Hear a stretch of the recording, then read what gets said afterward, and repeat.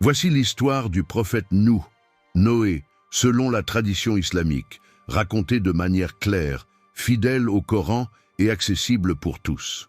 Le prophète Noé, paix sur lui, est l'un des premiers messagers envoyés par Allah à l'humanité, plusieurs générations après le prophète Adam, alayhi salam. Son histoire est citée dans plusieurs sourates du Coran, notamment sourate Nuh, sourate Al-Araf, sourate Hud, sourate Ash-Shu'ara et d'autres. Les gens de l'époque de Nuh vivaient dans l'idolâtrie. Ils adoraient des statues nommées Wad, Suwa, Yaghut, Yaouk et Nasr. Ils avaient oublié le message de l'unicité de Dieu. Allah envoya alors Nuh comme avertisseur et guide.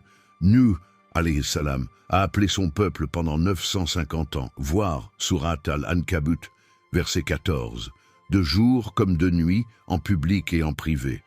Il leur disait « Ô mon peuple, adorez Allah, vous n'avez pas d'autre divinité que lui. Je crains pour vous le châtiment d'un jour terrible. » Sourate Al-Araf, verset 59. Mais malgré tous ses efforts, très peu de gens crurent en lui. Les riches et les puissants se moquèrent de lui et disaient « Tu n'es qu'un homme comme nous ». Fatigué de leurs refus et de leurs moqueries, Nuh invoqua Allah. « Seigneur, ne laisse sur la terre aucun infidèle parmi les mécréants. » Sourate Nuh, verset 26. Allah ordonna alors à Nuh de construire une grande arche ou bateau. Les gens se moquaient encore plus de lui en le voyant bâtir un navire loin de l'eau.